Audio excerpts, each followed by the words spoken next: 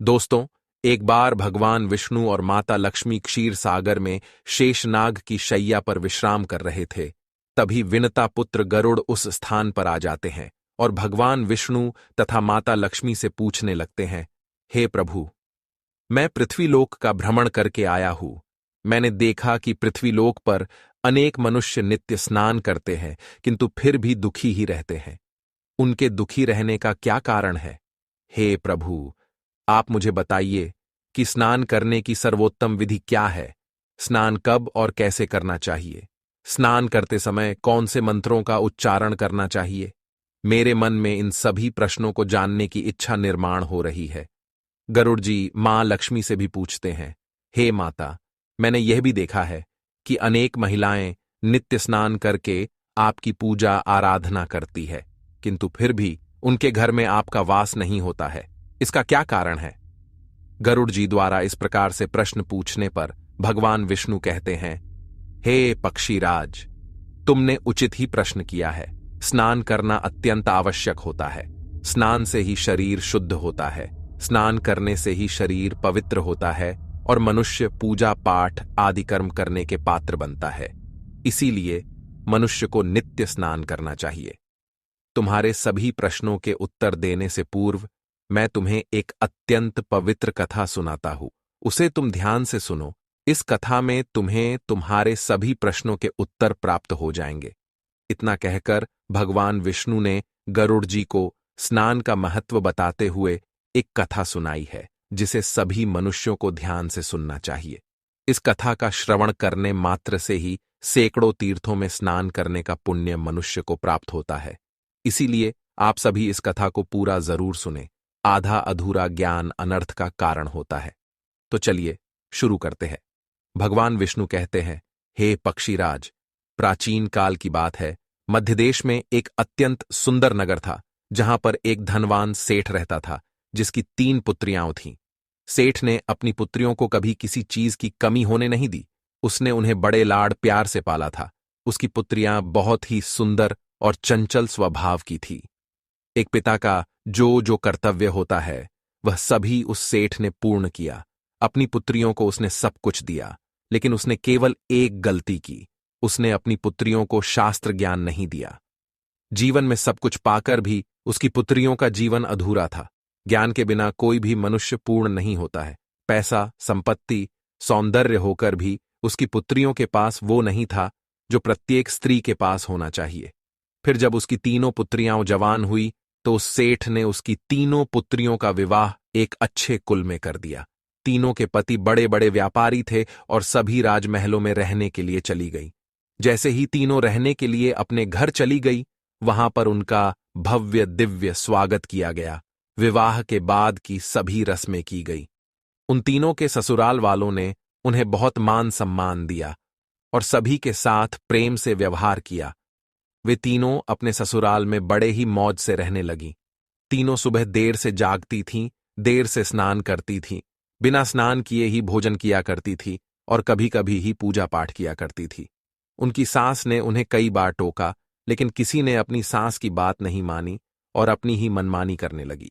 लेकिन जैसे जैसे समय बीतता गया, उन तीनों पुत्रियों के ससुराल में परेशानियां बढ़ने लगीं।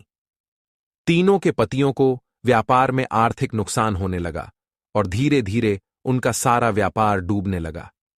दूसरों से कर्ज लेकर वे अपने व्यापार को चलाने लगे, लेकिन फिर भी उन्हें घाटे का ही सामना करना पड़ा, जिससे घर में क्लेश होने लगा। बार बार लड़ाई झगड़े होने लगे। जब से ये तीनों उन घरों में रहने के लिए चली गई थीं, तभी से उनके घर में संकट आने शुरू हो गए थे। उन तीनों बहनों के ससुराल में पैसे की इतनी तंगी हुई कि उन्हें अपना घरदार सब कुछ बेचना पड़ा और वे सभी झोपड़ी में जाकर रहने लगे। लेकिन वे तीनों बहनें झोपड़ी में रहना पसंद नहीं करती थीं। इसीलिए वे अपने ससुराल को छोड़कर मायके में वापस आ गई और अपने पिता के साथ रहने लगी। अपने घर पर आकर भी उन तीनों की आदत नहीं बदली और घर पर आकर भी वह तीनों बहनें बड़े मौज से रहने लगी। वहां पर भी वे तीनों देर से उठती थीं, देर से स्नान करती थीं, बिना स्नान किए ही भोजन किया करती थीं, जिस कारण से उनके पिता को भी व्यापार में नुकसान होने लगा और उसकी भी आर्थिक स्थिति खराब होने लगी।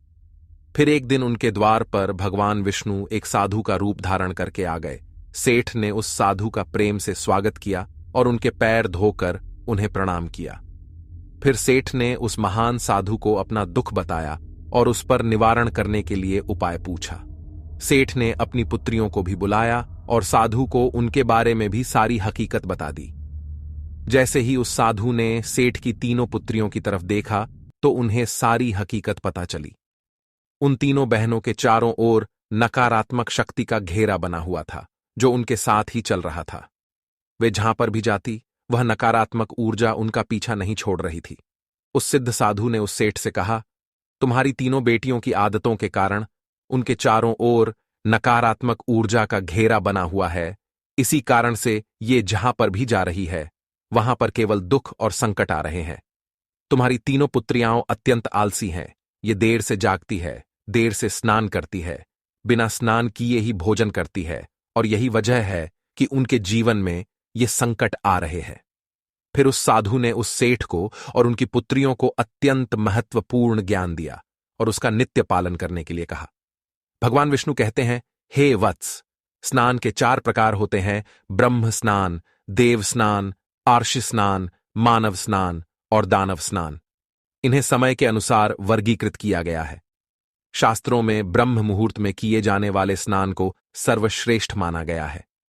ब्रह्म मुहूर्त यानी कि रात्रि का अंतिम प्रहर और सूर्योदय से ठीक 1.5 या 2 घंटे पहले का समय होता है, यानी कि साधारणतः सुबह 4 से 5:30 तक का समय। शास्त्रों में यह समय दिन का सर्वश्रेष्ठ समय माना जाता है क्योंकि इस समय वातावरण में अद्भुत और चमत्कारी ऊर्जा व्याप्त होती है। यह समय देवताओं का समय होता है।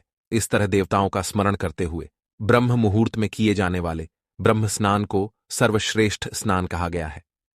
इस समय स्नान करने से और स्नान के तुरंत बाद सूर्य देवता को अर्घ्य देने से जीवन में सुख, समृद्धि और शांति आती है। दिन भर मनुष्य का तन और मन ताजगी और सकारात्मक ऊर्जा से भरपूर रहता है। ब्रह्म स्नान करने पर मनुष्य रोग तथा बीमारियों से दूर रहता है। उसका शरीर निरोगी और स्वस्थ रहता है। दूसरा है देव स्नान। सुबह 5 से 6 बजे के बीच किया जाने वाला स्नान देव स्नान कहलाता है। सभी पवित्र नदियों का स्मरण करते हुए किए जाने वाले इस स्नान को भी श्रेष्ठ स्नान माना जाता है।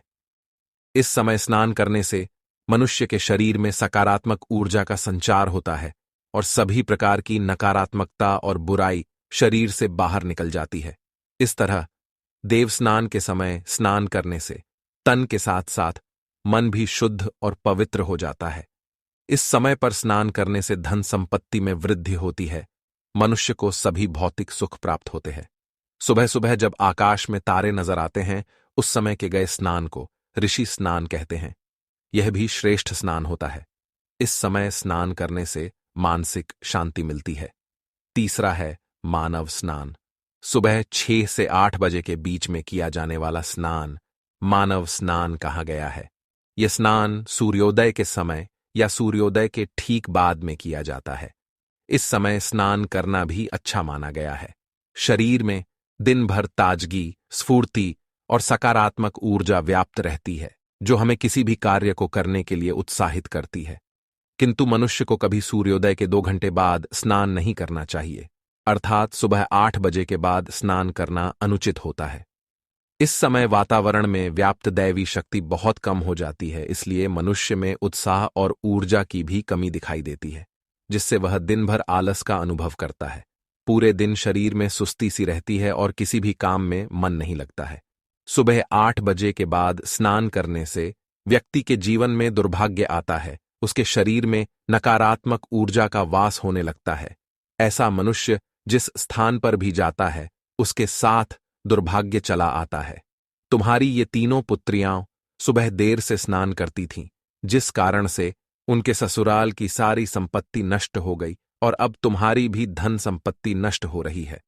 सूर्योदय होने के बहुत समय बाद तक भी जो लोग स्नान नहीं करते हैं उनके मन में दिन भर क्रोध, राग, द्वेष, नकारात्मकता, कमजोरी और चिड़चिड़ापन बना रहता है, जिससे इनके काम में मुश्किलें आ सकती हैं। इसलिए प्रतिदिन ब्रह्म स्नान, देव स्नान, ऋषि स्नान या मनुष्य स्नान करने की सलाह दी गई है। प्रतिदिन इन पवित्र कालों में उठकर स्नान करके ईश्वर की पूरी श्रद्धा से आराधना, प्रार्थना और पूजा पाठ करने से तथा सूर्य देवता को अर्घ्य देने से हमारे तन के साथ साथ मन भी शुद्ध और पवित्र हो जाता है और हमारी बहुत सी समस्याओं का समाधान हो जाता है। हमारे अंदर से सभी प्रकार की नकारात्मकता दूर होती है और सुख समृद्धि का मार्ग खुल जाता है। संध्याकाल और रात्रि के समय अत्यावश्यक न हो तो बिल्कुल भी स्नान नहीं करना चाहिए। भगवान विष्णु कहते हैं, हे वत्स, अब मैं तुम्हें स्नान करते समय बोले जाने वाले अत्यंत महत्वपूर्ण मंत्र के बारे में बताने जा रहा हूं, इसीलिए तुम इसे ध्यान से सुनो। जो भी इस मंत्र का उच्चारण करते हुए स्नान करता है, उसके सभी पाप उसी क्षण नष्ट हो जाते हैं, उसका दुर्भाग्य भी नष्ट हो जाता है और उसे सुख समृद्धि प्राप्त होती है। वह मंत्र इस प्रकार है, गंगे च यमुने चैव गोदावरी सरस्वती नर्मदे सिंधु कावेरी जले अस्मिन सन्निधिम कुरु। इसका अर्थ है, हे गंगा, यमुना, गोदावरी, सरस्वती, नर्मदा, सिंधु और कावेरी मां, मेरे स्नान करने के जल में कृपया आप सभी पधारिए। इस मंत्र के उच्चारण से सभी तीर्थ स्थानों में स्नान करने का पुण्य मिलता है। इस प्रकार से भगवान विष्णु ने उस सेठ को स्नान का महत्व बताया। फिर सेठ की तीनों पुत्रियों को अपनी गलती समझ में आ गई। वे तीनों अपने अपने ससुराल में रहने के लिए चली गई और भगवान विष्णु द्वारा बताए गए स्नान के सभी नियमों का पालन करने लगी। तीनों सुबह ब्रह्म मुहूर्त में जाग कर स्नान करने लगी और नित्य सूर्य को जल देने लगी। सुबह नित्य स्नान करने से उनका शरीर पवित्र हो गया और वह नकारात्मक ऊर्जा भी पूरी तरह से नष्ट हो गई। धीरे धीरे उनके पति का व्यापार भी ठीक से चलने लगा और उनका खोया हुआ सब कुछ उन्हें फिर से वापस मिल गया और तीनों बहनें बड़ी ही प्रसन्नता से अपने ससुराल में रहने लगी। तो दोस्तों, इस प्रकार से हमारे जीवन में स्नान का बहुत अधिक महत्व होता है।